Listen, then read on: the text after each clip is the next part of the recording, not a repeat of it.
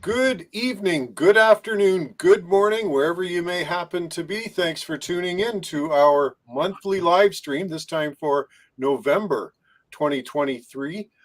Really happy to be joined by my co-hosts, Chris, Kilo 2 Charlie Juliet Bravo of the YouTube channel Kilo 2 Charlie Juliet Bravo Radio. Tim is back. Tim missed our stream last month. He was sorely missed. Yes, Tim is proprietor of the N9 SAB antenna store.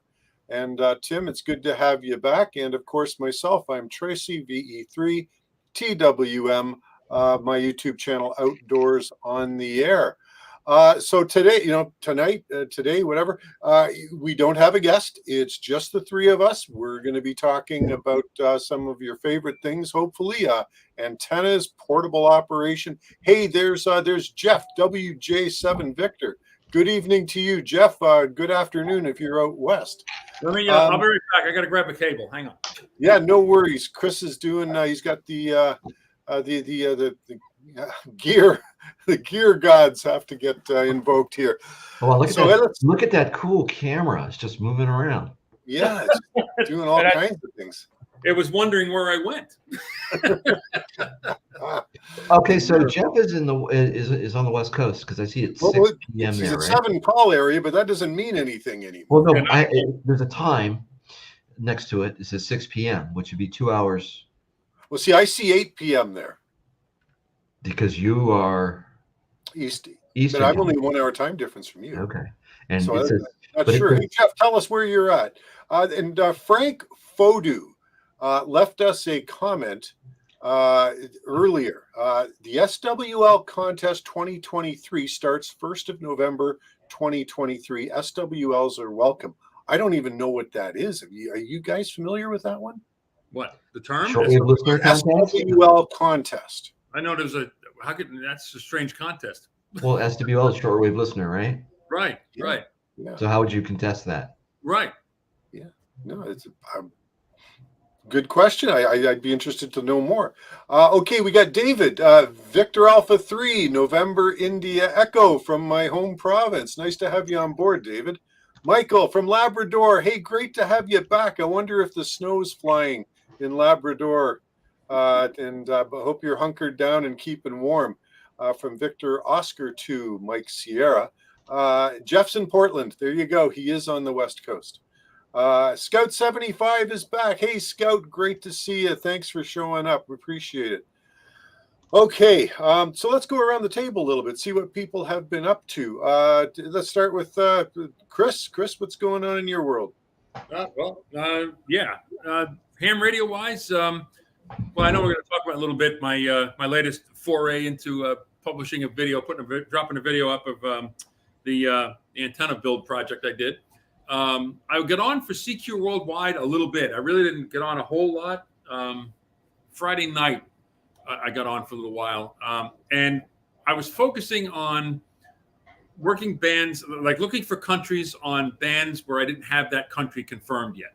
So what was pretty cool is on 10 meters, I made 3 contacts into South Africa. And I was like, that's a pretty good haul, getting into South Africa on 10 meters, which is telling us like the propagation is real good. So, and there were a couple other, there were a couple other countries I grabbed that were like, that I'd worked before, but never worked on 10 or something like that. So that's really what I kind of focused on. So. Good stuff. And I've done precious little DXing aside from the CQ Worldwide that I did a little bit of while I was camping. Hey, Tim, so we missed you last month. You were traveling. You were in the great, what do they call it? The Lakes State, Minnesota. They've got a term for it, don't they? I don't know. Minnesota's not really my thing. I don't know. I know we were very, very far north, though, in the very upper part of the state. Is that right? Near the boundary waters, yeah. Okay. Yeah. Oh man, I've heard. I've done some reading about boundary waters. It sounds like an amazing place. It's a canoe trippers and a backpackers haven. Oh, it's very cool. It's very cool. Yeah, it's a natural wonderland. In fact, there was a park near there that I was going to go, and I was going to set it up, but I had had baggage. Yeah. Hey, hang on just a sec. I want to pick up the story. But Juan, hey Juan, thanks for coming in from Chile. Always nice to have you aboard. That's Charlie Echo 4 Uniform Golf India. And here's JS3 comes land of 10,000 lakes. Okay, there you go. I knew I'd heard that before. Hang on a second. What is that profile? I don't know, but it's I'm digging it though. I like it. Yeah. It's got a cool vibe. I like it. All right. So Tim, please continue with your Minnesota story. So there was a park. Yeah, there's a park up there, but we went up there for a wedding. My wife's sister's daughter, which would make her our niece. Yeah. Was getting married, and they were doing it. They have a place up there right on the Mississippi River, close by there, and Friday, Saturday, Sunday, coming home on Monday. So I brought the radio, had some fun. We got an Airbnb, which actually turned out to be one of those escape tiny houses. No kidding. Yeah. So have you seen the escape? Oh, I know all about tiny houses. I got really interested in them a few years ago. Oh, yeah. Huh. Well, it's not something I'm going to be doing. Could you imagine me at 6'3" fitting in the side of a tiny house? And I'm 5'6". Okay, so tiny house would be more my speed. No, thanks. So anyway, so I brought a couple of antennas up there because I wanted to play and I wanted to operate. I haven't operated in forever. So I got up there and we were on an island. So I was probably a stone's throw away from the lake, which was really, really beautiful. And the whole thing is like a giant birch forest, right? So think of a birch forest in, the close to the end of October, third week of October in Minnesota. It's absolutely just past peak, right? And the whole place is just lit up in gold. It was absolutely beautiful. So I tweeted a couple of short films because I took my gimbal that Chris talked me into buying, and did some stuff. I don't know if you saw those or not, but I did work with a couple of the LinkedIn feds and the WARC half wave that we did, which is a lot of fun. So I did a lot of JSA call, CW, FT8, FT4 into the evening. Nice. So it was, so I don't know, I probably got maybe 50 or 60 contacts just kind of goofing around. Did all battery power. I had a new battery setup I wanted to try. No tuner, and the 817, just battery and 817. So it was pretty cool. Sweet. A couple of questions for you. Number one, were you actually sitting outside or were you sitting inside? What was that like? It rained a lot. Oh. So I was inside. I get it. Mm-hmm. Yeah, there was quite a bit of rain, which made for an awesome ambiance and mood. Yeah. And just it was really cool to have the smoky fire and a little light rain and in the fall weather and all that stuff. So that was great, but it's something I want to sit inside or outside and do. So I just ran the cable underneath the door and sat there because I've got this giant picture window, right? So if you're familiar with the Escape Traveler, the Escape whatever it is, it's got like one big giant picture window that leads onto the thing. So you're almost outdoors. Yeah. Oh, that's nice. That's nice. So I want to ask you. So Tim, just run down for everybody here. What portable rigs do you have? Let's see.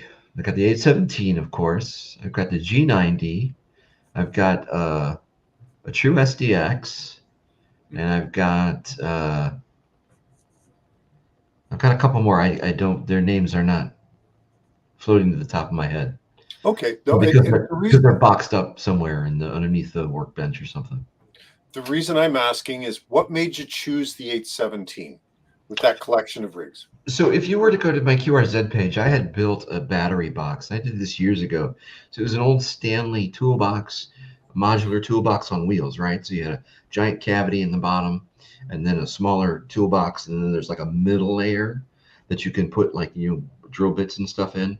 So forget all that. Just with the modular box on the bottom, I bought two big heavy SLAs, right? And then put a frame around those, and then put like a big power bus on that with a battery minder and a regulator, and wired it up so I could charge it or not charge it or battery or go battery solar. And in the middle layer would have been like all the adapters and connections and things like that. Then the top in the actual toolbox, which you can all take apart, right? So if I wanted to, I could just take the toolbox off. Was the 817 and the tuner, and that's what's in the photo on the QRZ page. So about 6 months or 8 months ago, I took all that apart, right? Fool that I am, because I wanted to swap out the 817 for the G90 in that box, right?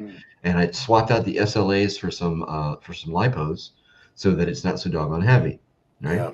And I was going to go out there this summer and get out there and with my new setup and light up the ham radio world, right? Well, that kind of didn't happen. So I took everything apart and kind of left it sitting there.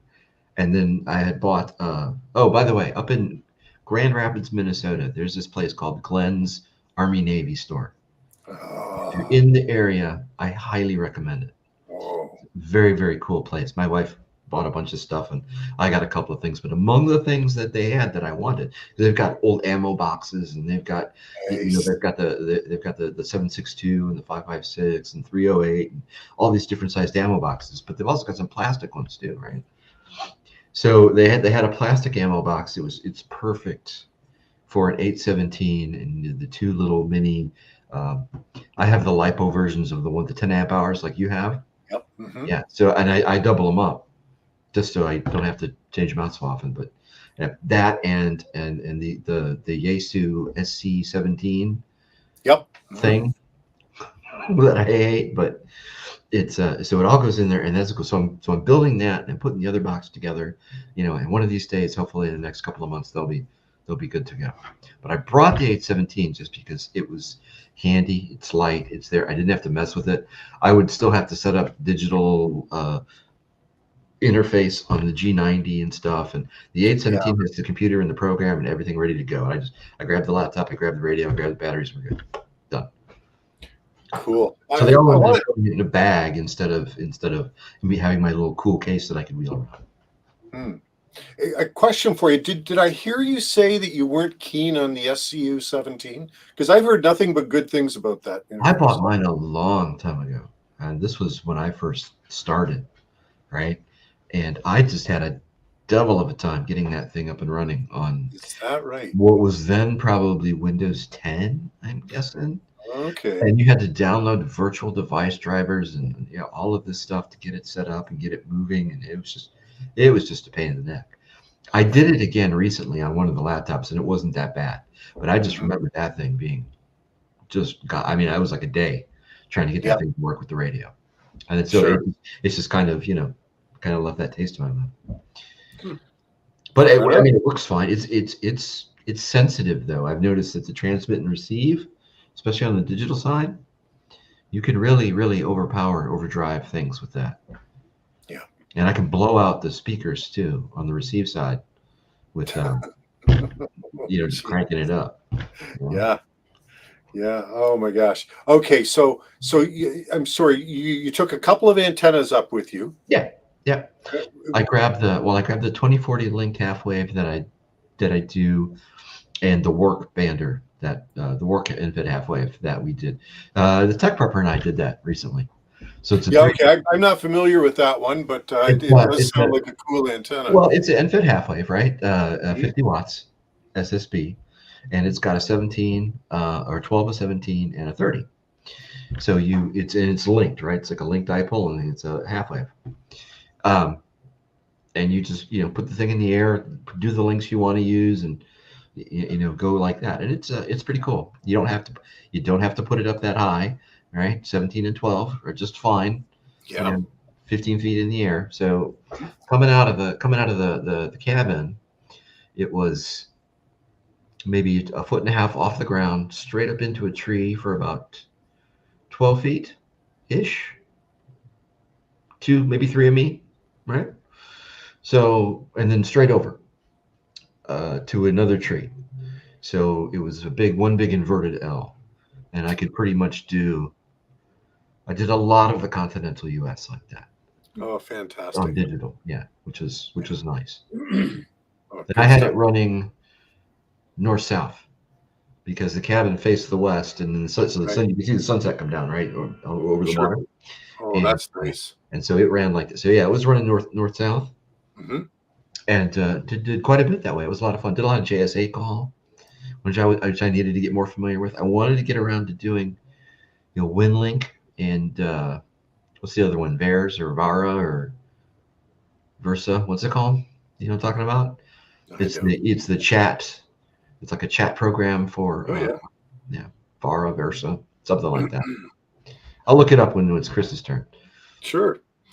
Hey, we want to say hi to Roger McKeon. Hey, thanks for coming by, Roger. We appreciate it.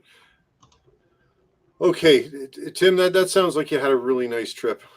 It was cool. I mean, I enjoyed having they would go off to Glenn's Army Navy store and do their thing. My wife and my sister, and I got to screw around with the radio all day.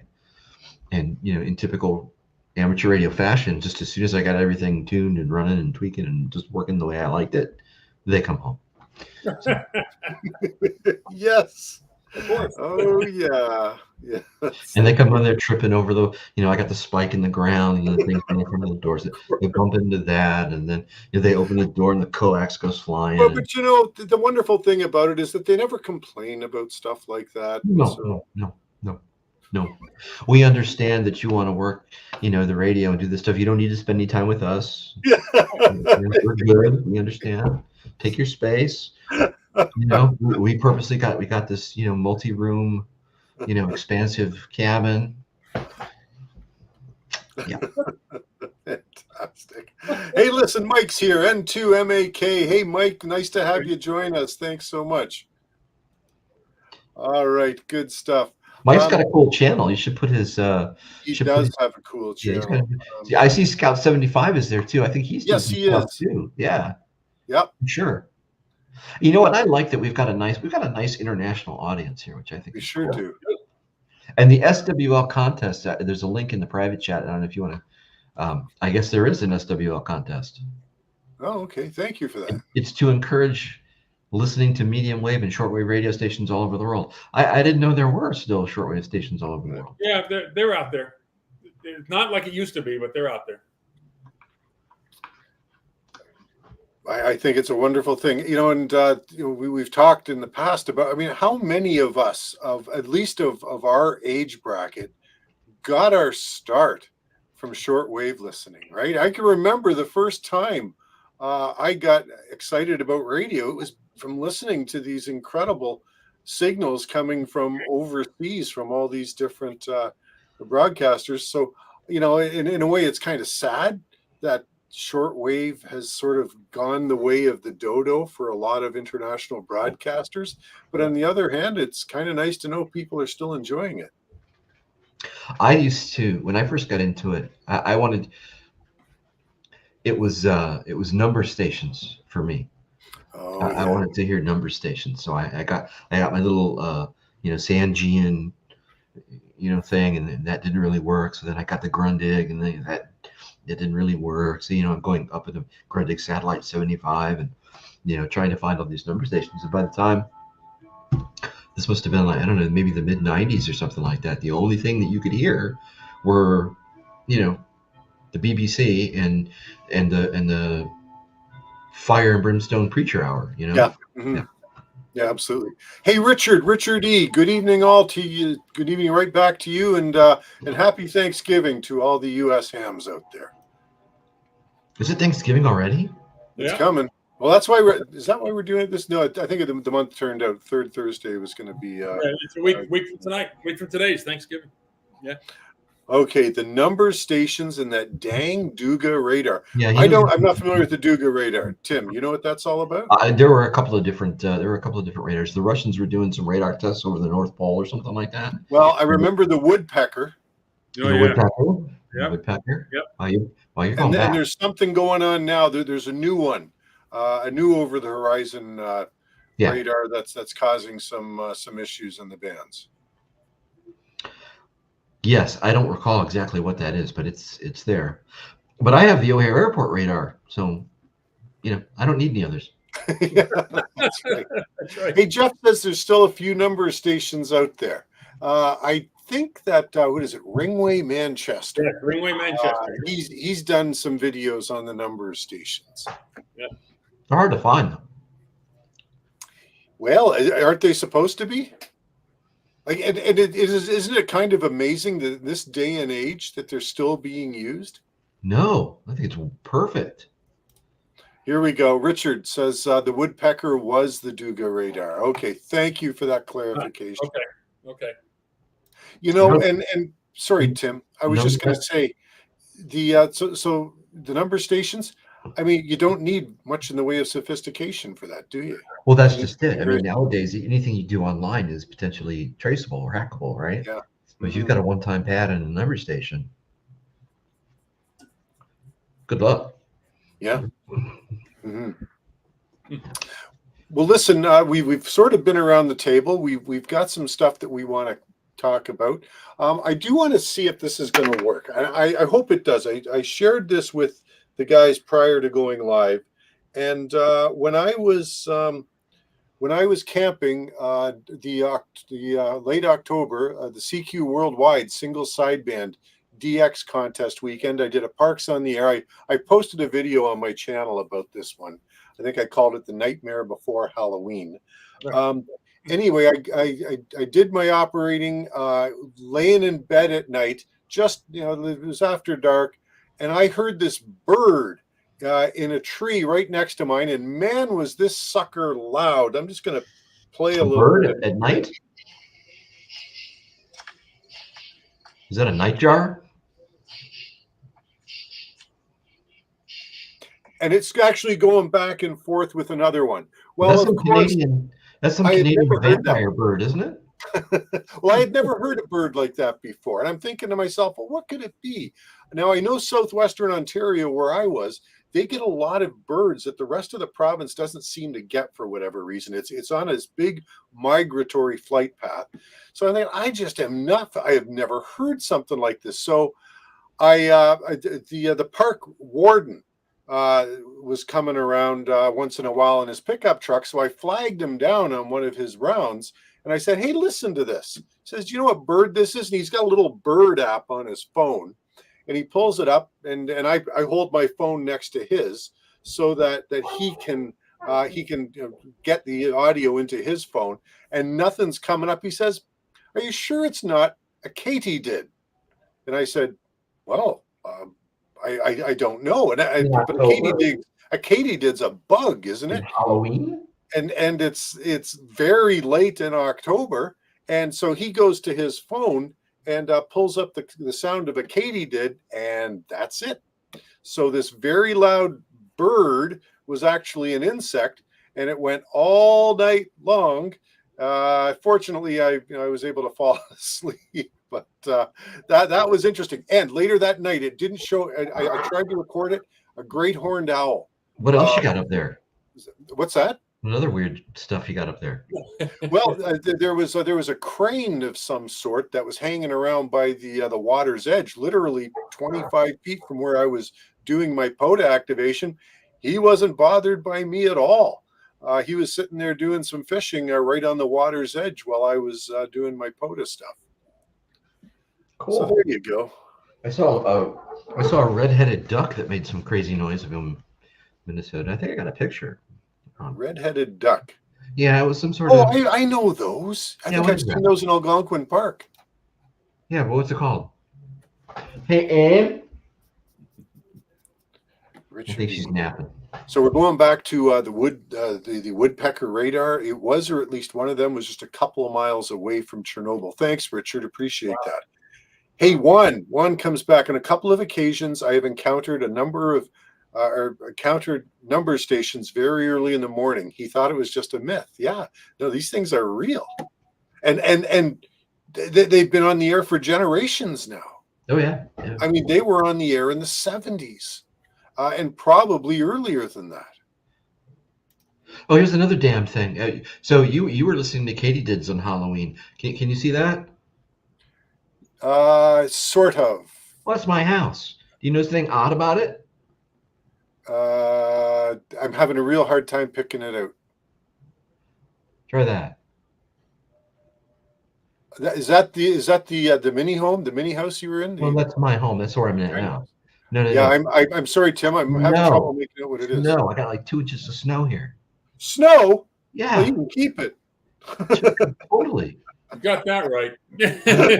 Here I am Hey! looking for my Hey, it's redhead. Kim. Hey, Kim. Thanks for tuning in. Nice to have you drop by.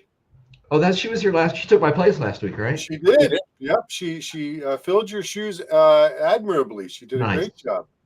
We still missed you. Here's the other thing. You remember I was talking about that park? There was that park up there. I don't remember what it was. Boundary Waters. Somewhere. So I ran into a porcupine. Oh, I hope you didn't run too hard into him. No, he was fine. He was. I was walking up the trail with my wife and sister. Yep. And there's this funky thing moving around, right? And I thought to myself, like, what the hell is a monkey doing in Minnesota? And it was in a tree. Here, I don't know if you can see that too. See that? Oh, look at him. Yeah, it's perfect. There's a video here somewhere. And he's just moving around. He looked like a little monkey up there. And he saw us, and we said hi, and okay. Did he say hi back? Yeah, well, that's, I mean, as much as porcupines can do. I mean, he's got a little face, and he was just doing his thing, and he was okay. But it wasn't like, how animals, when you run into them, they run away scared and stuff like that. Yeah. Yeah. No, he was just inquisitive. He's a good judge of character. He doesn't get bothered much, I would imagine, too. Hey, Nimrod Diaries, the Merlin Bird ID app by Cornell is an awesome tool for bird identification call. Thank you. I'm going to have to download that one. All right. You know what? It's time we sort of got into this stuff. So I have got some slides here, and let's take a look and get this just set up here like so. So let's go on over. Chris, you were working on a fan dipole, and you ran into some snags. I know you released a video on your channel about it. Yep. Can you tell us a little bit about what happened? Right. So the idea was to I wanted to make an antenna that could get me onto 12 and 17 meters. So and I decided I was going to make a fan dipole, and I've all of us hams, at one point or another, building a dipole and getting on a certain band was something we all did. In fact, when I was a kid in high school, I can't imagine how many dipoles I made, and ran up in a tree, ran up on my parents' roof, and looked up, and I had an antenna. I was on the air. So I decided to do that.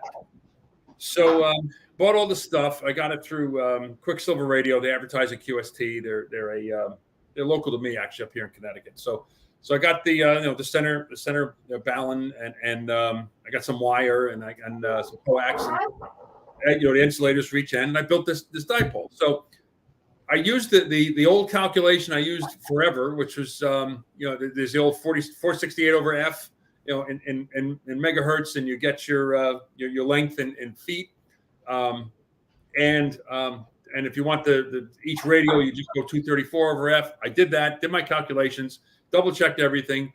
I cut the wires, so I gave myself a little, like an extra foot on each end, so I could maybe lengthen or shorten whatever I had. So build the antenna, and of course 17-meter radials were longer, so that's the main part of the antenna. And then the 12-meter radials kind of go along for the ride.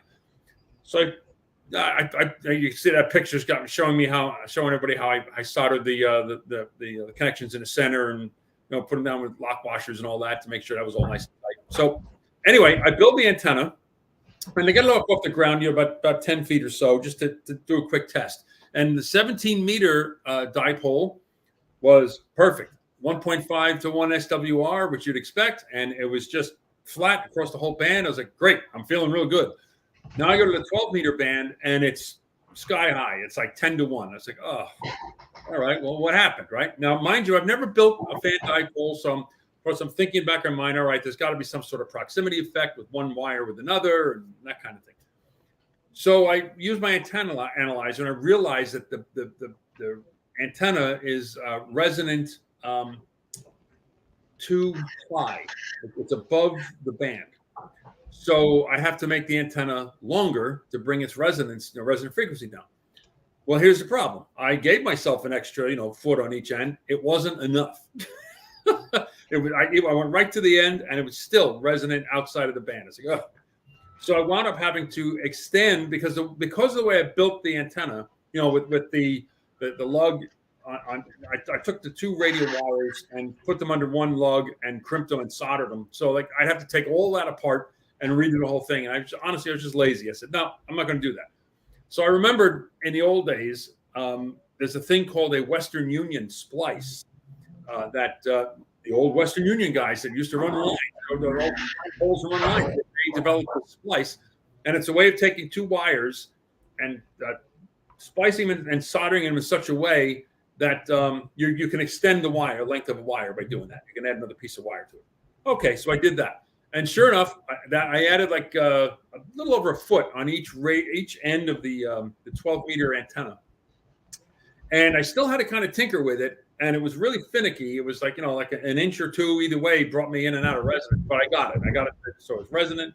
And it works. So I've got it up. And it was wasn't an expensive project to do. I mean, I bought like 100-something feet of the wire, and same with the coax cable and the connectors and the insulators and all that stuff. So it's up and it works, and it was fun to do. Like I said, I haven't built anything like that in a long time, so it's kind of fun to build an antenna and make it work. But again, the thing that really kind of threw me for the loop was the fact that I used the same formula to calculate the length of the radials on the 12-meter dipole, and it was way off. Literally, I mean, like way off. So I was trying to figure out what would have caused that. And again, and that's why we have Tim, our antenna guru, with us. So it's like the 17 fine. Even when I readjusted the 12-meter antenna, it still stayed fine. Now I get the 12-meter antenna in, so they're both resonant. But I really had to tinker with that 12-meter antenna. And I can't figure out why, except the only explanation I come up with is proximity. There's another piece of wire right near it, and they were kind of just proximity effect between the two antennas. So, but other than that, the antenna works fine, and quite happy with it. I get on. I made a couple of contacts. I worked a guy in England, I think, on one band, and I forgot what the other guy was, but yeah, every once in a while I'll hop on those bands. I've never operated those bands, so they're both new to me. So it was kind of fun to get on and tune around and make a few contacts, in the last couple of weeks. And there's not a whole lot going on there, but I think there's a lot more FT8 activity on those bands than I guess you'll find at every band. But I didn't hear a lot on a lot of phone like SSB. You hear like one or two QSOs maybe if you tune around, but it works. That's all I know is it works, and I got it to work. And I think the question mark I have is just like, why didn't the formula work for the 12-meter antenna, but it did for the 17. So, sorry, good question. By the way, I've muted myself, having a bit of a coughing fit there. I just wanted to say hi, KX4UL. Thanks for joining us. Really appreciate it. Richard has chimed in with this. So, Tim, do you want to sort of take over from where Chris tailed off there? And Richard's that is the most likely explanation that you're getting detuned. So the good thing is like we learn something out of all this, right? That's the way we learn. We experiment and say, oh, gee, why did that happen? And we figure it out. And this is what this is what causes it. It'd be great to be able to and again, this Tim being the one that builds more antennas than we could ever imagine. Well, I don't do fan dipoles, and one of the reasons why is because you get those coupling. It's just another variable that you throw in there that can it's a neat idea, and it works well on paper, and people build them and use them effectively all the time. It's just not something that I would choose to do for that reason. And I don't think it's something you can. I would imagine it's not something you can consistently repeat. I think is the issue, right? You could get close, I think, but again, there's just so many variables. I mean, you'd have to control for everything else to isolate the coupling factor in there. And hello. I got my pal is here. Left the gate open. Hi. He's telling me it's time to go for a walk, but we're doing a show first, okay? Chris, go on. So would you say that this would make an okay portable antenna?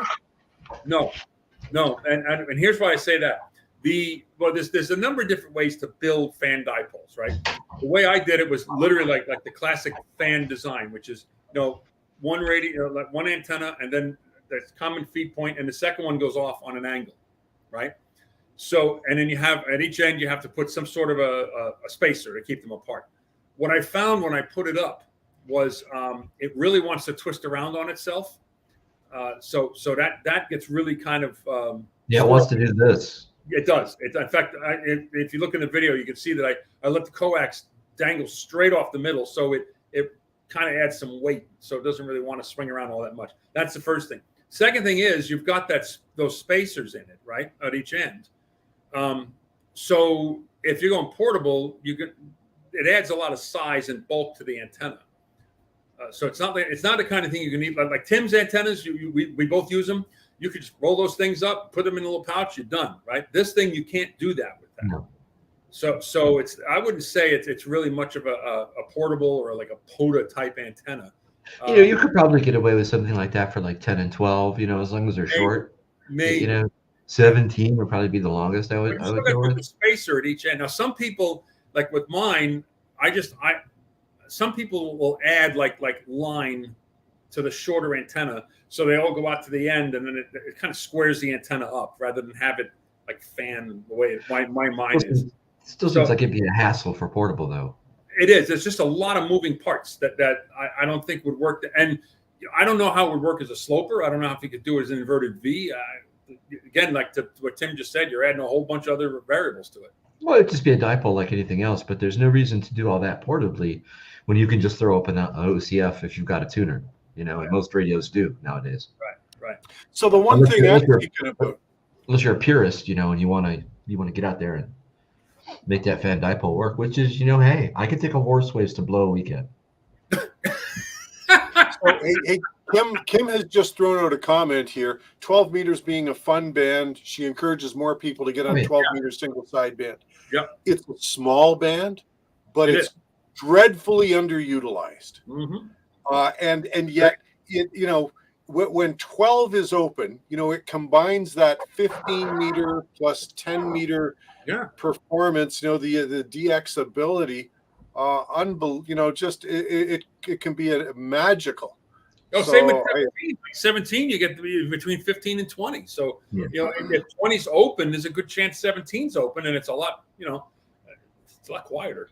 So, people get tired of me saying this, but I grew up a solar minimum ham, so 10 and 12 were kind of just never there. So I never got used to working on them. Yeah. I hope that changes soon. You know what? So, everything is changing, right? I did a video a few years back where I was operating with my FT817 from a tent in a rainstorm, and people could not believe the transatlantic contacts I was making. And today, you get out there with, with 10 being, with 10 being open, with 12 and 15 being open at times, and we know it's just going to get better for the next 18 months to 2-year time frame. Yep. It's going to get to a point, if the solar cycle comes to fruition the way people are thinking it is, you're going to turn on your rig, and 10 meters is going to be wall-to-wall signals.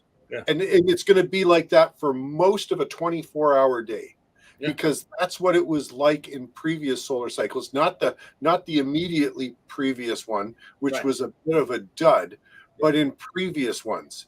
And in that case, any of these bands will net you some fantastic contacts with 5 watts or less. Yeah, that's right. So, and then of course, in 5 years from now, people will be wishing it was back because it'll be guys right now. The CB radio guys right now are operating sideband, and they're working, working Europe and everything else. Now, mind you, a lot of CB guys are operating ICOM 7100s and 7300s, which is totally illegal on rebanders, and they're running power.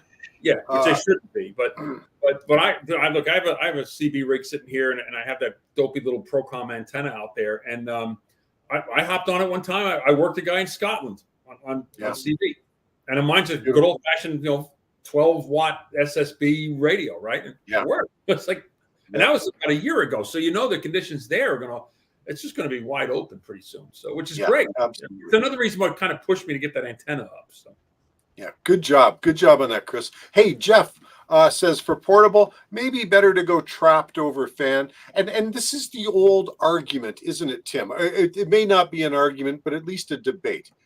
To get that, and you yourself mentioned an off-center fed, to get that somewhat compromised performance out of a multi-band antenna versus running your dipoles, which are truly resonant. What are your thoughts on that, Tim? Everybody's got a personal preference. I think for portable, just putting up a trap to be easier than putting up a fan, because you don't have the dangly bits, right? Right.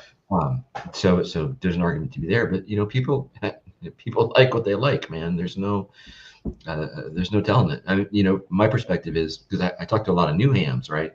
Well, I want to do this. And it's like, well, the first thing you should do is just try to get out and get in the air as simply as you can, right? The easiest way to do that. And I've got a ICOM, whatever it is, or with the tuner. It's like, well, if you've got a tuner, just an OCF, you'll be fine. Yeah. Put that up in the air, play around on the bands, find what you like, and then go from there. You don't have to. By the time you're done as a ham, you're going to own 50 antennas anyway. Tim, you've said it on our stream here many times. Like, it's hard to beat a dipole, a monoband. It's hard to beat that, especially in the field. The dipole antenna is it's flat. Flat meaning it's flat and broadbanded, and it's if it's cut right, it's resonant across most of the band. So if you had to pin me down, right, and say, we're going to go out in the field, we're going to do this, and we're going to work 20 meter and 40 meter CW, right, or digital or whatever, we're going to focus and we're going to concentrate there, then I'd only bring 2 antennas, or one maybe. I'd either bring like a 20 or 40 link dipole, or I'd bring a 20 and a 40 band monopole. As long as there are going to be trees, I won't have any problems putting it up. And it'll be the most efficient thing out there. Absolutely. Maybe a choke, right? So I get the most out of my 5 watts. Yeah.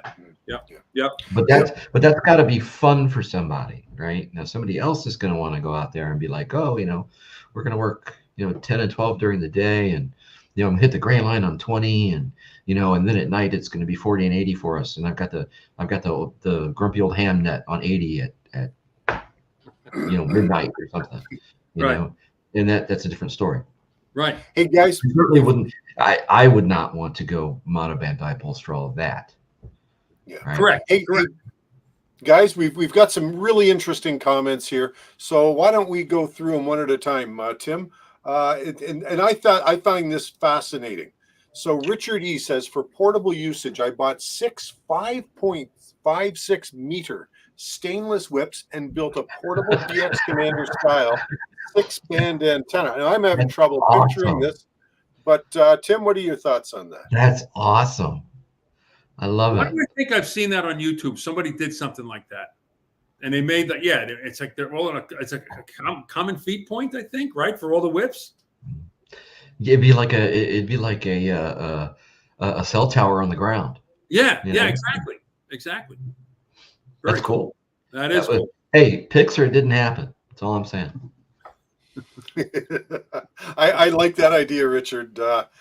You know what? If you would be so kind, look me up on QRZ.com, and so shoot me an email with some photos if you don't mind. We'll show them on an upcoming stream, because I think we're all really interested in checking that out. Yeah, that's pretty cool. Okay, next one up. Roger, would a fan dipole work for 6 meters and 10 meters? Look at that dog. Let's talk about. Oh, he's a beauty, isn't he? Yeah, nice. Good boy. 6 meters. That's me, or six. You want either vertical or horizontal polarization, depending on where you're operating in the band. So, yeah. Well, the short answer is 6 and 10, because 28 was 28 times 2, 56. Yeah. Right. Well, so correct me if I'm wrong, But it doesn't matter if it's a fan dipole. It doesn't matter if they're linked or if they're if they're not sort of multiples of one another. It helps because they're independent. Or tell me about that, Tim, because I don't know that. It helps because if you've got the odd links, and that's part of the reason why Chris had kind of a hard time. And if you look in the comments in his video, somebody down halfway in the bottom is talking about the frequencies that are not balanced, right? Create kind of this reactive or resistive load there, and that's true, and that's why you see a lot more fan dipoles on 7 and 20, right? 7 and 14, right? I'm sorry, 40 and 20, and then right. you get that kind of thing. 20 and 10, and so 10 and 6. It's not perfect, but it would be, you have an easier time putting that together than Chris had on odd bands. Right. Now I think, but the other thing, like I was saying earlier, is that for 6 meters, the way I understand 6 meters, like it depending on what you're doing on 6 meters, sometimes it's vertical polarization you want, or something, or so a dipole wouldn't work as well. So yeah, you're in low VHF there, so yeah. A lot of the antennas, it depends on what they're doing. If you're working FT8, right, I think you'd be fine with it. Yeah. But if you're looking to like hit repeaters and stuff, and somebody out there, the last 6 meter antenna I had was that Comet GP12 or something, GP6 or something like that, which was a vertical, right? It was what 2 meter, 440 and 6, I think it was. Right. So yeah, it was all vertical. So I built that Squalo antenna. Your ham lady's got an explanation here too. Yeah. But I did the Squalo antenna for 6, which is really just it's a square dipole. It's a horizontal antenna. Works great. I've worked like stateside contacts on it when 6 is open. Great, no problem. But I don't know how. I haven't tried to see if I could work. Obviously locally, I don't think it would work because it's horizontal. So I don't have a vertical antenna for 6. On my wish list, on my build list, if I ever have the time and the will, I always wanted like a 6 meter Moxon, right? Yeah. Or an X band on like a rotor. I think Par Electronics sells a 6 meter Moxon. Yes, yeah, I was gonna build one, but yeah, I could buy one too, I suppose. Hey, just for our if we have any visually impaired ops who are following along, I just want them to know that. So Kim Kilo 6 YYL has said vertical for 6 meters is what all of the amateur radio operators here in Southern California use. We have to get up over the hills and mountains here. She's very much into 6 meters. And see, I'm not. I mean, 6 meters is people talk about the magic band and all that stuff like that. That stuff has never worked for me. I mean, it was sporadic. You got to wait for sporadic E and all this other goofy black magic kind of stuff or whatever like that. Dude, 20 meters, 17 meters, thanks. Well, the thing with the way if I'm in the mood for like doing something with 6 meters, I turn the radio on. I tune it like 50.125, whatever. Like there's like a calling frequency, right? It's like 146.52. It's the same idea. And I'll leave the radio just tuned there, and I'll go about my business doing something else. And if 6 opens, you'll hear somebody there, and you got to be ready to jump on the radio, tune around, make your contact. And that's happened to me. That's happening. And by the time I get to the radio and I start doing my edit, it's gone. Yeah. Okay, and Kim's just following up. It is magic, and you have to have the patience of a saint. Well, I think that lets Tim off the. Wow. Okay. Hey, lots of good comments in here. Here's one from, and I'm going to try to get to all of these folks. Thank you for contributing to the discussion, Mike. N2MAK. Perhaps an interesting alternative would be a skeleton sleeve dipole for 17 meters, 12 meters, made with 450 ohm line.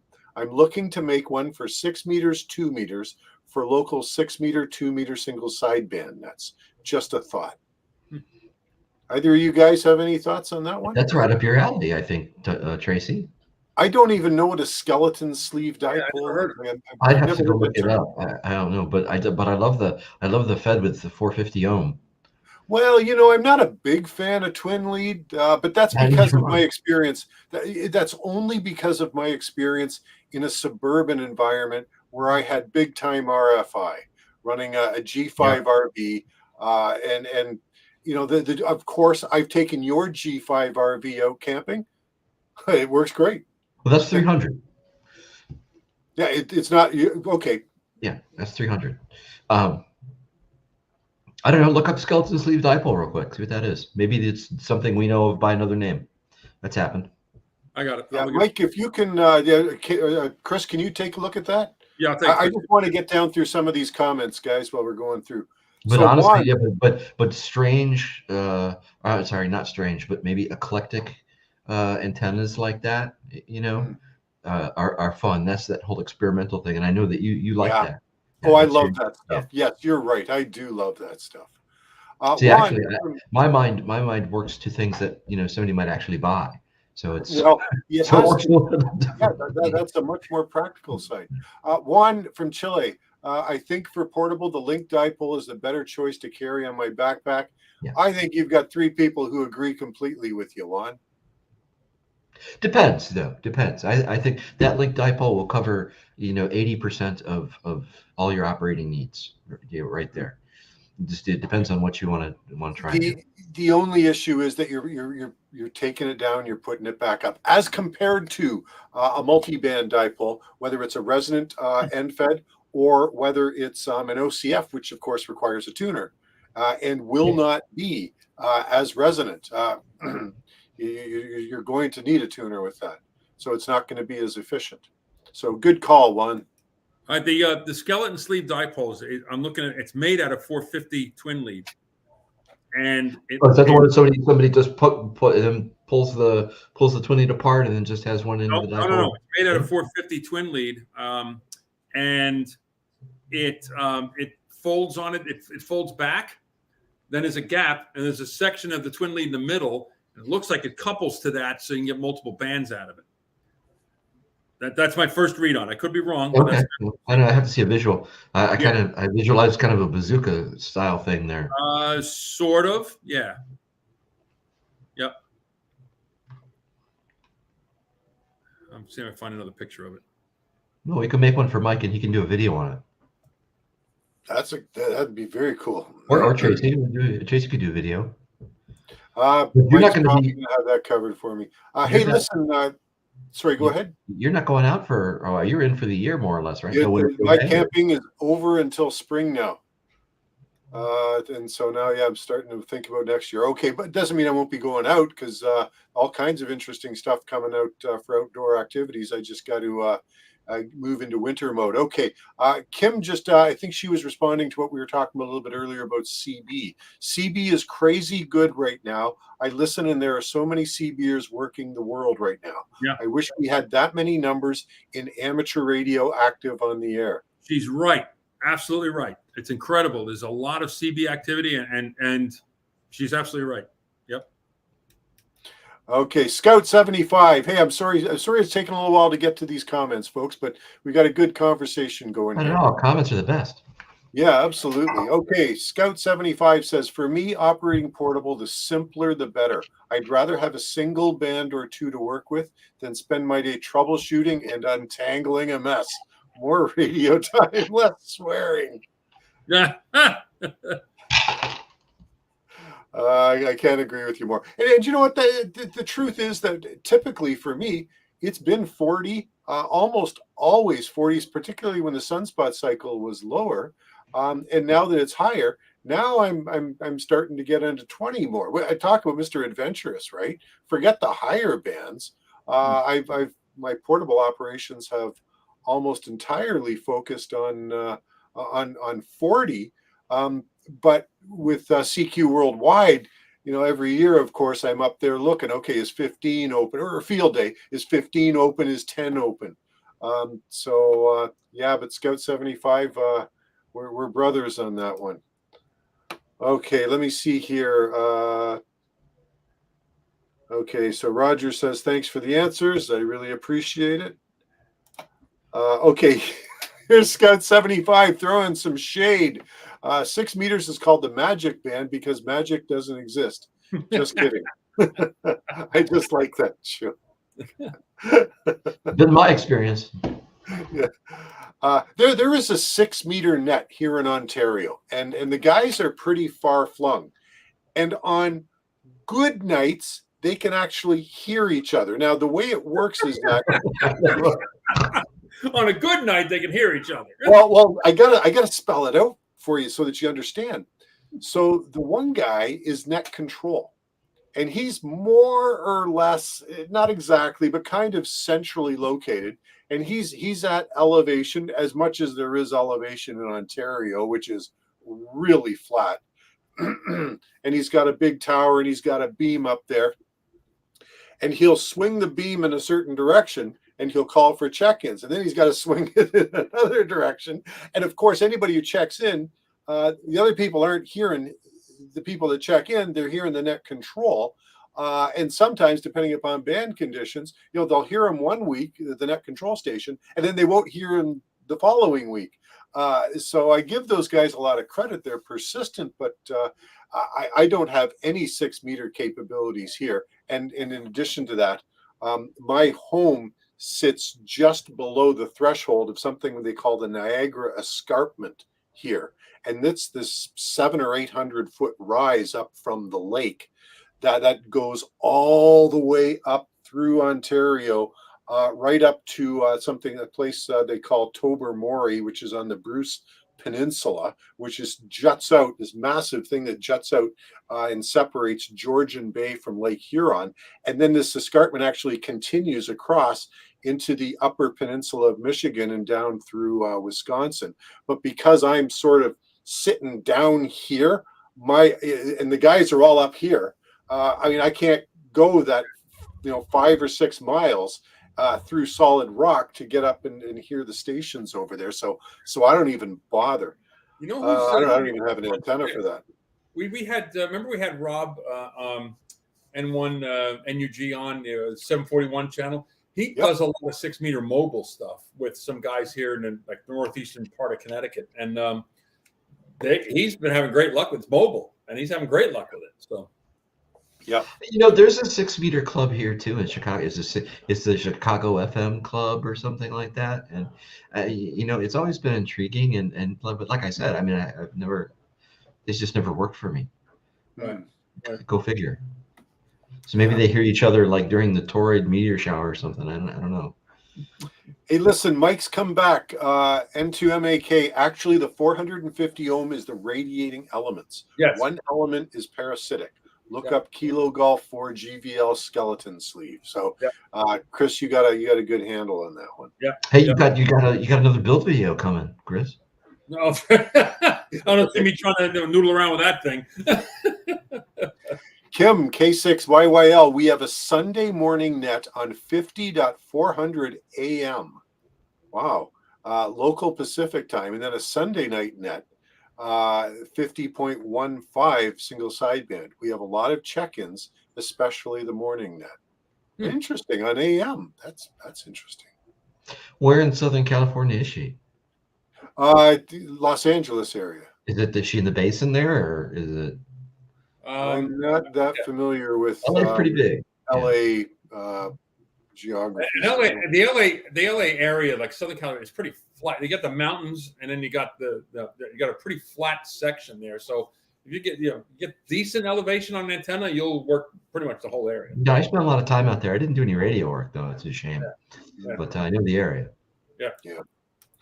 Okay. Hey, Mike, N2MAK. I want to do more 6 meters. One of my POTA goals for next year will be getting the 6-pack activator award. 10 contacts on 6 meters at 6 different parks. I just have a speaker wire dipole and 1/4 wave vertical though. Okay, so you know what? So that 6-meter Moxon might be a good thing for Mike to take with him on this. You can put that up on a tripod and have a little rotor, and then it's not that big. So he's in New York, right? So if you were to point that thing southwest, I'll bet he'd have some success. Yeah. Well, so he says here a very active VHF group in Western New York and Southern Ontario, which is my territory, and there are people around here that that would like to operate on 6. I know there are some local guys, some very local guys here that do try 6 meters when they go out POTA. VHF for some reason over the past year has become more and more popular. I mean, you get, I mean, this is the most we've talked about it here on our show, but if you look, Yeah. people are doing DMR and all kinds of stuff. A tech prepper has gone, he's gone digital on us too. So, hey, that's cool. Yeah, I was actually thinking about doing like a 2 meter, 70 centimeter J pole, like one of those Slim Jim antennas, but I think is it N9TAX is already doing that. Yeah, I have a couple of his antennas. They're nice. He does a nice job on them. Yeah, there's so it doesn't make a lot of sense. I mean, I wouldn't want to do that. I wouldn't want somebody doing that to me. So yeah. Hey, Mike. Also, sorry. Hang on. Let me just catch up with stuff here. So Richard says that pick is at Reddish Knob Summit, Virginia, West Virginia State Line, Field Day 2022. Everyone complained how bad conditions were, and I was struggling with pileups. I didn't see a pick. I'm sorry. Oh, is that the pick of the cell tower on the ground? Well, we were hoping that he would send a pick, and maybe it hasn't arrived yet, so okay. I can't share it. If it does, put it up. I'd love to see that. It'd be fun. Yeah, absolutely. Takes some time to put together, though. I think. Look at this. Everyone complained about how bad conditions were, and I was struggling with pileups. Oh my gosh, that sounds like a winner. Good problem to have. Sure. Here we go. Kim, I have a YouTube video of AA6DD on 6 meters working Japan stations from back in 1979. He recorded it on a cassette tape, and then he transmitted it to me, and I uploaded that to my YouTube channel. You know, I got to say, there are times when I am very envious of West Coast operators for being able to do stuff like that. It'd be nice. I mean, yeah, I'd love to be out there and be able to work. I mean, I've worked Japan a couple of times. Australia, New Zealand too, but I've always wanted to like get into India and China and stuff like that. You just can't here. Yeah, it's a long shot unless you're at the high end of the cycle. Oh, you'd have to get there. I mean, there are so many factors that would have a confluence of positive factors that would need to come through. Mm-hmm. Yeah. Oh, they're chatting with each other now in the chat. That's sweet. Yeah, no, it's perfect, isn't it? We're going to need our own Discord server here soon. All right, so guys, we are at the 1 hour mark, but we still got some other stuff where we've pretty much burned through the comments section. Keep them coming, folks, for sure. But we do have some stuff that we wanted to get into for Tim to talk about a little bit. You know what? I haven't. Okay, we can save it for next time. I mean, they're not gonna. They don't expire. Okay, well let me share this one with you then. I've got some that I got something here I want to share. So I did download some comments from my channel, and so my most recent video. No, it's not my most recent one. The most recent one was Nightmare Before Halloween. My buddy Tim says, you got to make your titles a little catchier, put a little bit of hook in there. So I called this one the coolest field radio you've never heard of. And that's because there are an awful lot of new hams, at least in my area. And these guys have been hams for the past 4, 5, 6 years. There's a new wave coming through, certainly in my area. Well, Mr. Sparks 54. Now, I want to say this right out of the gate here. I don't think he was trying to be mean or nasty. I think he was genuinely trying to say, hey, you might want I don't know. I always put a little snark in my comments. So here you go. Here's what he said.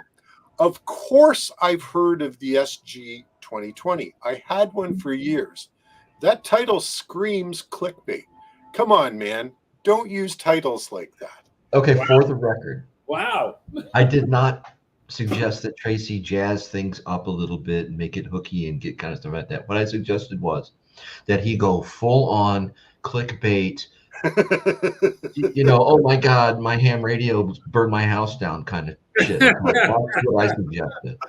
I told him to go so completely over the top and we were going to buy subscribers, we're going to buy views, we're going to do all this stuff like that. And in typical Tracy fashion, he goes, "Well, I don't think I really want to do that." So we had a session one day where I actually got him to put, what was it? It was Mr. HOA, right, or somebody like that. Yeah, yeah, that's right. They're coming for your radio or something like that. And that's HOA police are watching. Yeah, that's the closest I ever got him to come to this kind of thing. So, that title does not scream clickbait. I will tell you that. So my response to him right there: my content is of no value if few people see it. Titles, like the rest of my channel, are in a constant state of experimentation. And it's true. I play around with it. This is my channel. I'm not trying to derive a living from it. I would be doing so much more. I'd be on every social media thing that I could think of, pumping out stuff. I'd be putting out a video a week. I just can't do that. Period. End of story. I'm lucky if I get one video out a month, and I am really grateful that there are people who leave me nice comments, people who subscribe to my channel. I'm tremendously grateful for that. So, that was my response to him. And so there it is. But you know what? I think I understand where he's coming from, and I'm okay with it. I'm okay with it, but I just wanted a chance to say, hey, listen, this is the way it is. And Tim is right, because he's talking about the thumbnails, and I've heard this from others. You got to have thumbnails on your video. We'll go, yeah. And you got to go. And I think to myself, and I have thought to myself for years. Do that again so we can screenshot that. That's what we want right there. Because you're not fighting people. You're fighting a math program. Okay. Yeah. So I mean, once you get over that hump, it'll build on itself. But I don't care. The final boss in this case is an algorithm. So it's not my style. You'll never see me do that. Just the way you'll never see me buy an ICOM 705. Oh wait. Never mind. Folks, give me a year. Okay, give me a year, and we're going to be doing what was it? He's wearing me down. No. Listen, I went to Tracy. I'm in the same boat. It's like, I come up with whatever thumbnail. It's like, here's a picture from what the video, what I'm doing in the video. If you want to watch the video, great. I try to get it so the title says, this is what we're doing, right? This is what the video's about, right? So, fair enough. That's why you and I. That's why we don't have millions of subs. That's why It's it right there. Okay. Well, you know what millions of subs? You want this. You want quality subs, which is what I think you guys have. So. That's right. Hey, you know what? And I think we do. I absolutely think we do. So let's actually. I have to say. I'm going to put in a shameless plug. My channel, which shocks me every time I sit there. I just broke through 4,500 subs. So for me, that's nice. I look at that. I'm like, I can't believe that, but that's great. Nice. Fantastic, Chris. Good stuff. Great. Yeah, that's awesome. Keep cranking out those videos, though. Are you guys one out a month? Can you hear this? No. No, you don't hear a little dog at the gate going. No. Hope he doesn't have to pee. It's once a month. Once a month, Gridley. Okay. He still wants you to take her for that walk. He's dying. You promised him. He's dying. Oh yeah, I know. You can't break a promise to a dog. I mean that's. Hey, Kim comes back. Hey, I worked New Zealand back in May on 50.110 single side bin. There goes my California envy again. I'm 30 miles east of Los Angeles. I have a video of that as well on my channel. Wow. Jeez. Yeah, if I was in LA, I think I'd put up a 6-meter antenna. What's 30 miles east of Los Angeles? Like Whittier or someplace? Or like 30 miles? Or would that be more like Ventura? No, Ventura's northwest. I'm trying to think. The last time I spent any time in California was in the Valley, in Canoga Park. Was it Hillside Woods or something like that? Or there's a 3 little city area there. Woodland Hills or whatever they call Claremont. Okay, Woodland Hills. That's right. Yeah. Okay, let's take a look. We got 3 years, then we got paroled and we got out. guys, we got a few more comments to get on through. There was a little burrito place on Topanga Boulevard that they had the best hot sauce, I swear to God. So it was like a steak and guacamole burrito every day with this crazy red hot sauce on there. It was wonderful. Oh, it sounds good. Okay, I'm done. Not quite as enticing as the eyeball tacos that I was offered in Mexico City, but that's a story for another day. Can't do that. No. Okay. Roger says, listen, I wanted to recognize this. Roger, you're still a technician. Good for you, man. Keep going. And if you get a chance to upgrade, that's great. And if you're having fun with technician, then make it happen. Operating on 10 meters. They get 10-meter privileges. And these days with the sunspots you're going, you're going to be fine. Fantastic. Yep. Okay. Hey, we got Wade, VA3NCA. Good evening, Wade. Thanks for joining us. Just joined now and catching up for the recent past on 2x speed. Yeah, okay, no worries. I have no idea what I sound like on 2x speed, but I'm pretty slow paced, so it should be okay. Hey, look at Kim. Look at this. I've got a thumbs up for videos and titles. Thank you, Kim. All right, let me see here. Scout.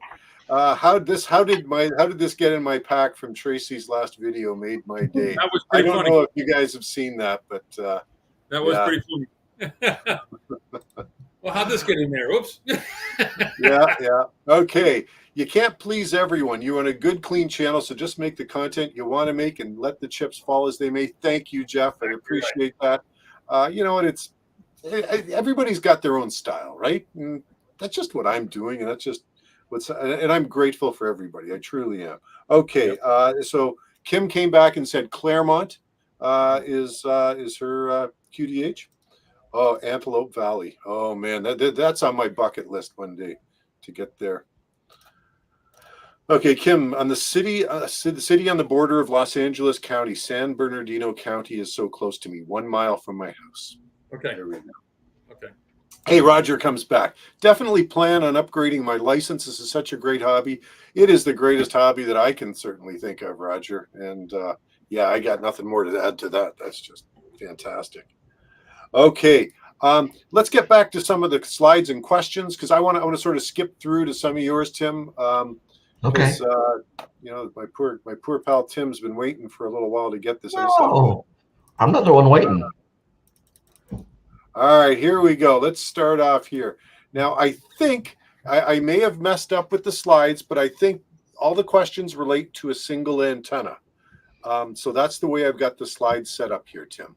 Oh. So the first question is, we're referring to the QRP portable linked NFED 40, 20, 15, and 10 meter no tune ham radio antenna available on the N9 SAB antenna store on eBay. Stupid question. With the link open, is the coverage 20 meter and 10 meter, and with the link connected, 40 meter and 15 meter? Also, does VSWR shift much between sloper and inverted V? Okay, so the first question. All right, so here's what I was thinking, right? You have a 66-foot NFED, standard 40 meter NFED, gets you 40, 20, 15, and 10, right? But managing a 66-foot wire can be a pain in the neck. So we cut it in half, more or less, and do a section that gets you 20 and 10, that's 32 and change feet long, which is a very easy thing to manage in like a sloper configuration. If you pull up to your park, toss your line in the tree, and poof, you're operating within just a few minutes, right? Then if you want to, you plug the link in and you can run the rest of it out and do 40, and you would have all 4 bands at that point. So the one section of the band gives you 20 and 10, and then the other section, when it's connected, gives you all 4 bands. That was the idea. And does the SWR shift much between sloper and inverted V? It can. It's a lot to do with conditions, circumstances, how you have it set up, what kind of ground conductivity you have. All of those variables can change the SWR, but not a lot. The antenna is still resonant where it's resonant, right? Your patterns will change from inverted V from a sloper though too. That's probably the bigger change. Cool. Okay, next one. Okay, brilliant idea to enable short mode for tight quarters with the link. Thank you. Does VSWR stay relatively happy between sloper, inverted L, inverted V? But I want you to drill into this short mode stuff for us. What do you mean? Drill in. Yeah, well, tell us more. Like short mode. Define short mode. Well, short mode is just that 2010 section, right? So just removing the 40 and the. I've got two pieces of wire instead of one, and if I just want to work, so it's the middle of the day, not a whole lot of likelihood you're going to do too much on 40, right? 15 is such a big band. I mean, you can go there if you want to, all right, but the money is going to be on 20 meters mostly, and with the sunspot cycle, it's you can hit 10 too. So you go there, and like somebody wanted to do the. Chris was trying to do the 10 parks in 10 days or something like that, right? Wasn't there a challenge? Yeah. 10 parks a day or something like that. It was the Bruce Jenner sprint or something like that. Anyway, so you go up to you go up to wherever you're going, and you're operating and unoperating in just a few minutes. And you can go straight as a sloper. You could even run it vertically if you want to. Your SWR is not going to change too much between sloper, inverted L, and inverted V. You're not going to get too much inverted L and inverted V out of just the short section, though. Okay. And short section is the 10-20. So imagine 66-foot long wire, right? Eliminate half of it so that the long section is resonant on 20 meters, which also gets you 10. And you're just managing that shorter section of wire rather than having to worry about getting it up and over a tree or high enough or doing anything like that. Which worked very well for me in my little tiny cabin in the North Woods. Yeah. How were the trees? Were the trees widely spaced, tightly spaced? What did you have to work with? On one side, they were pretty widely spaced because people had to have access to the island and stuff like that. So there's like a little road and a little driveway coming in. So not a lot there, but moving down towards the water, they got thicker and thicker. Yeah. And they were mostly pines mostly, but there's a lot of birch, which made it really cool. Oh, very nice. Okay, let's get on with this. Tim, excited to give it a try. I'm brand new to this hobby. It was pointed your way for my first antenna. One question, for inverted V configuration, is there a particular angle of the arms that you'd recommend for best performance? I try to always keep mine as flat as possible. But when you're upwards and when you're in the 40-meter territory, to get a half wave off the ground or, and then to flatten that 30 feet up in the air or so like that, that can be difficult. So inverted V is an easier deployment, but a lot of people like to think that, especially the new hams, I get this question a lot. You get your center connector 25 feet up, and then they'll bring the legs straight down, and then I can't, it doesn't work. It's no good. SWR too high. Kind of thing. It's just like, well, no, what you want to do is you want to just, give them gently sloping. I never go under maybe like 120 degrees. So ish like that. Yeah. And I wouldn't go any lower than like 110. So I would rather run that dipole at 20 feet and be able to flatten it out more than I would at 25 or 30 and then have sharp angles coming down. So no less than 110. Yeah, that makes perfect sense. Yeah, and I think the rule of thumb is 90 degrees. You go below 90 degrees, and your SWR is just going to be wrong. No, you're off. But the other thing a lot of people don't realize, though, is that your resonant frequency is going to go down. Yes. The more severe the angle is. Correct. Yeah. And that's kind of I have yet to see that stated plainly somewhere, right? When some of these, you can deploy it as an inverted V, that's fine. But if your dipole is resonant, you want to work the SSB portion to 40 meters, right? At 7,200, 7,220, somewhere around there. And your angle, is you're coming down at 100 degrees or 90 degrees or whatever, your frequency is going to drop.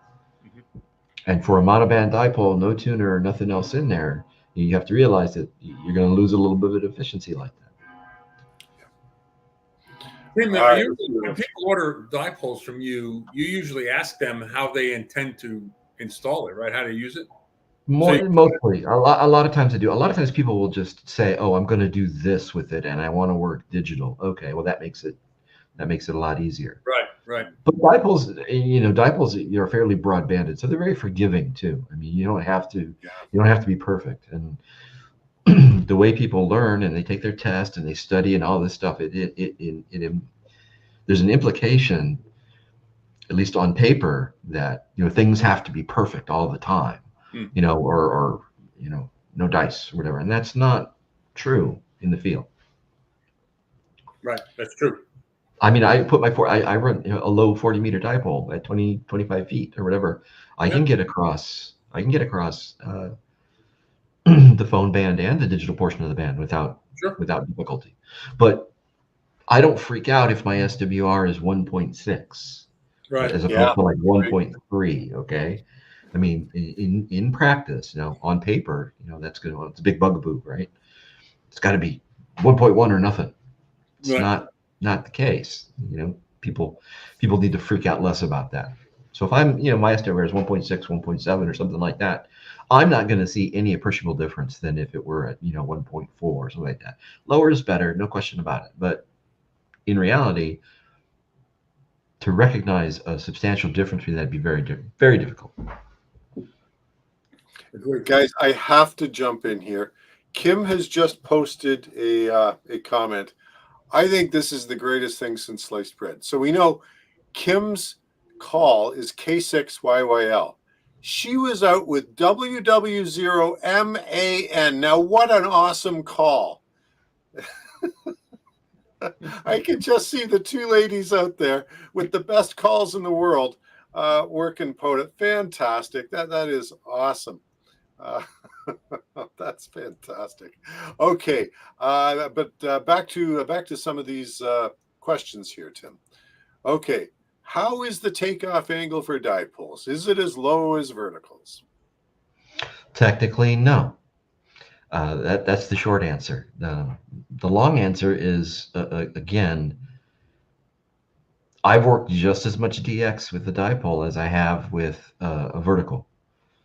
I run verticals from time to time. They're kind of a pain in the neck to set up, and you've got, radials on the ground and stuff running all over the place, and it's just, all these little fiddly bits that you got to work with.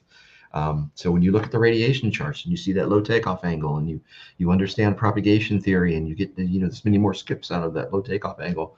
Okay, when you're running 5 watts, I mean, how much are you going to get to that 4th or 5th skip? I'm not so sure. So that would be my answer, that it is lower, and on paper it does look better. In practice, I still think you're going to have as much, if not more, success with the dipole. Agreed. Yeah. Okay, I'm not sure what this question meant, but you sent it across. I just saw compatible brand. Will this work with the FT817? So on eBay, right, you have a section there, and you're able to plug in compatible brands, right? So if you're in the category consumer electronics, ham radio antennas kind of thing, when you go to compatible brand, it lists all of these different kinds of radios, and the list is like 2 pages long, right? But there's only like Yaesu's on there, ICOM's on there, Kenwood's on there, Alinco, and that's pretty much it as far as ham bands. When you look at the listing, when it pops up, it says compatible brand, and it'll say blah blah blah blah blah, and it'll say Yaesu, right? So they just asked, I saw compatible brand, will it work with an FT817? Certainly it will. Perfectly, in fact. It's made for FT817, the low power ICOM, the G90, the Lab 599, True SDX, all of those 20 watt and under radios was what I was thinking when I did that. Fantastic. Hey, Scout 75. For me, SWR is all relevant.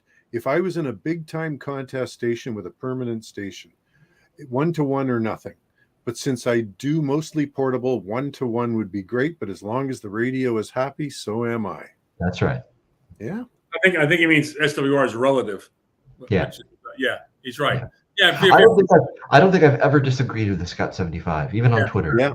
yeah. I think your home shack, sure, you want it because it's your home shack. You know, you really want to get it right, but you know, you're in a field, everything's compromised. So, And naturally, when you do the math, if you want to go on paper, a dipole is never going to get better than 1.5 to 1 anyway, right? that's true. Because That's you're right. 72.5 ohms over 50. Correct. So 1.5 is theoretically the best you're ever The going to best you do. can get. That's right. But when I've put them up, I've seen SWRs 1.3, 1.4 on a dipole, sure. So what does that mean? You know, that means everything's relative. You know, some conditions and some configurations are better than others. And Right. and all these instruments that people, my favorite thing is when people get an antenna, the first thing they do is they pull out the rig expert or they pull out this thing, and you know, instruments at some point need to be calibrated, and they need to be, you know, measurements. These things they're not perfect. Right. Yeah. Right. So Hey, if Jeff. but he's absolutely right. If the radio's happy, That's right. I'm happy.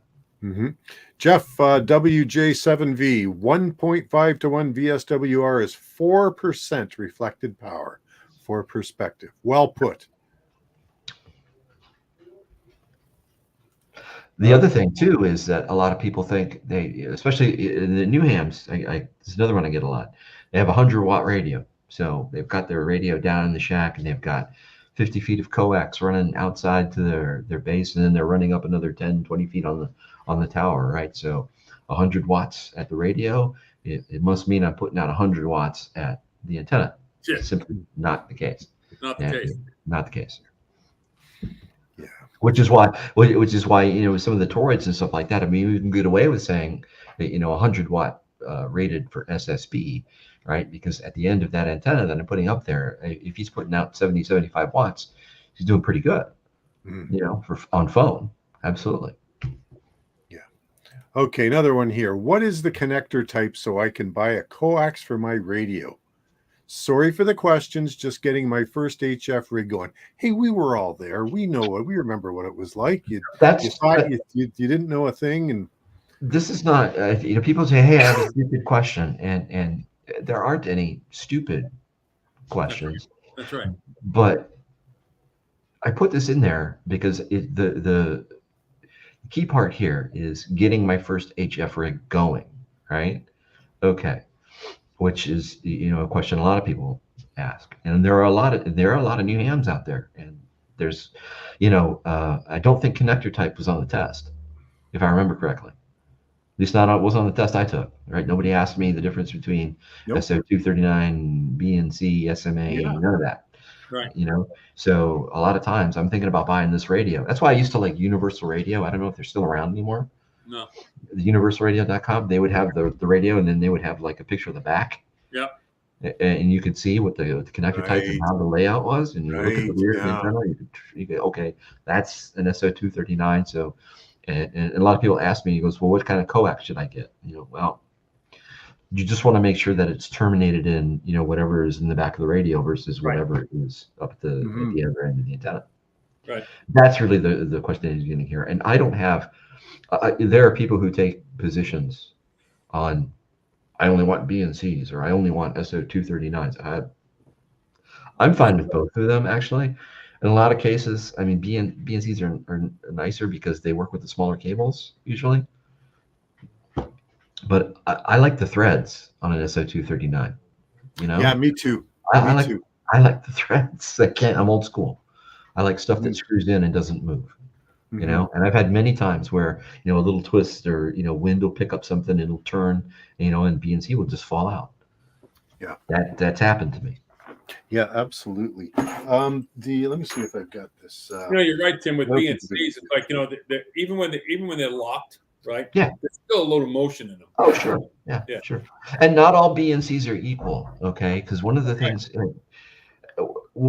it's always been apparent, right? But the reality really hits home when I started printing my own dust caps, right?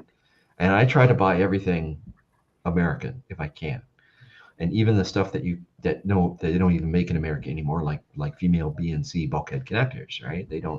They're all made overseas. If you're buying them from an American guy, he's just bringing them in from China, right?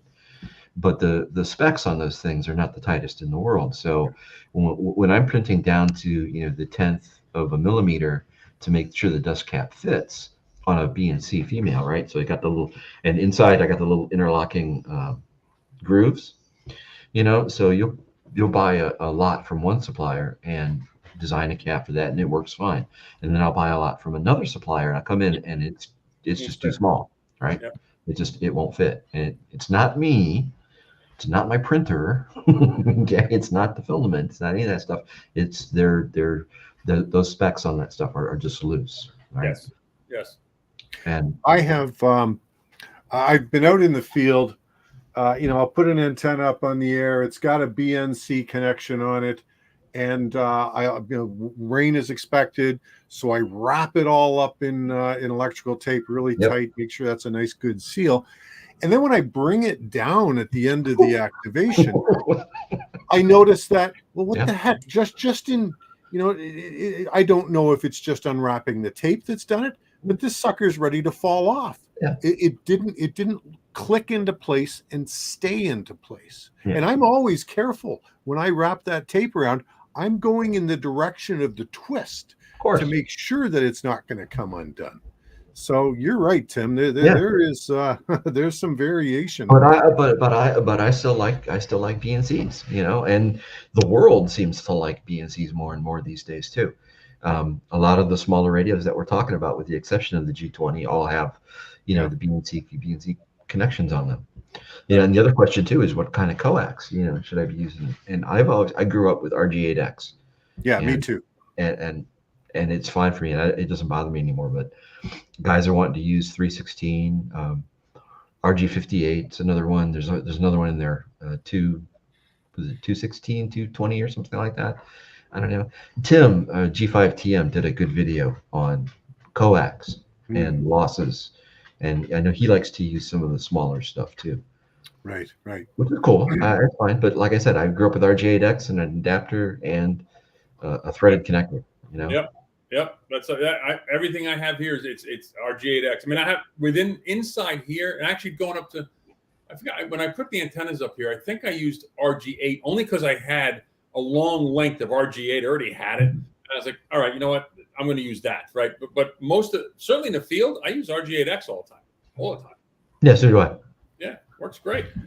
So Charlie NJ7V, who we had on the stream earlier this year, he's completely standardized on BNC.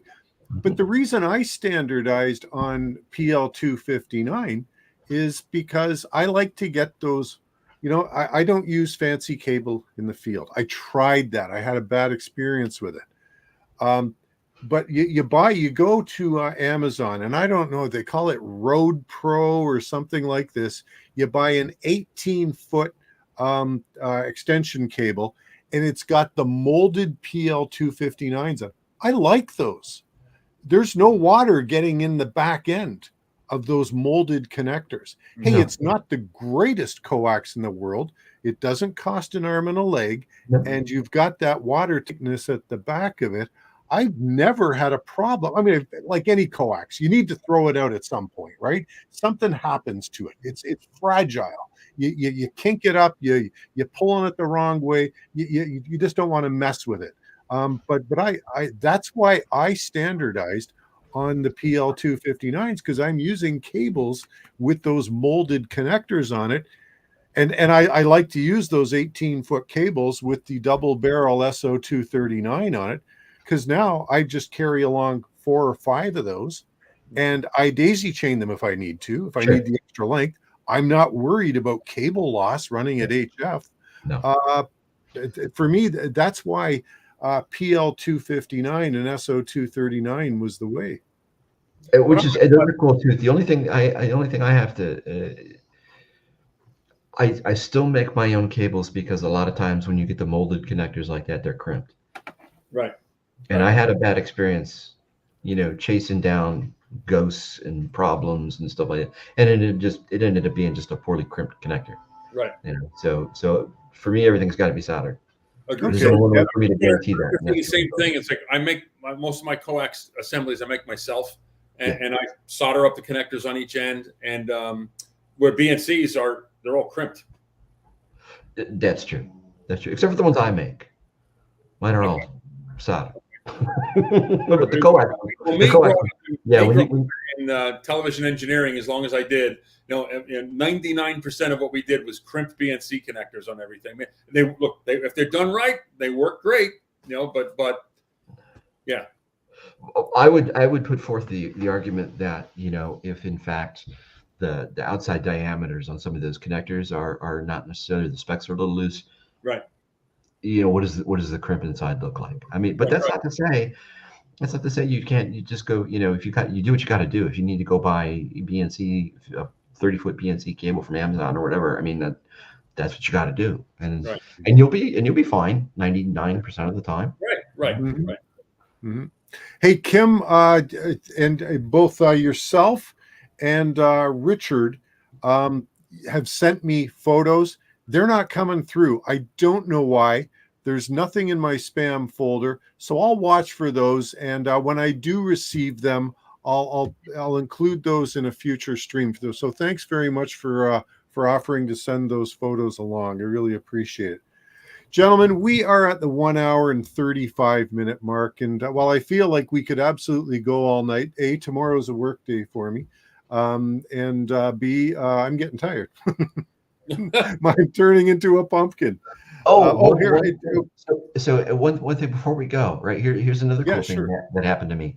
So at the cottage, I've been putting together a little solar setup.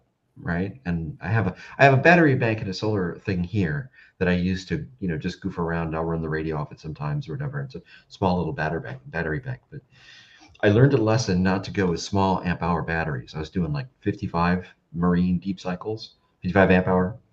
Right. So I went searching and running around and researching and doing all kinds of stuff. And I found this, there's a 100 amp hour and there's a 200 amp hour Power Queen battery.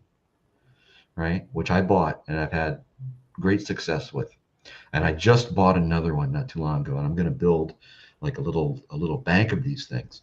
But then I got Julian's blog entry today, and he's doing an affiliate program with Power Queen. So he's got an affiliate link that you can save 10% off a Black Friday sale or something like that for these batteries, and they're expensive, right? I mean, I'm not doing this every couple of weeks or something like that. This is a $250 battery you're talking about, which you can save, 10% off that or whatever it is. Yeah. Go check out his blog and use that affiliate link. Because I was getting ready, I started to think about, I should probably, I want to do another battery before Christmas and stuff like that, and get that and just have that done. And then I got the link to his blog, which he's going on about Power Queen all of a sudden, and I didn't, I did that independently of him, and I think he certainly did it independently of me. So. Power Queen batteries are kind of cool.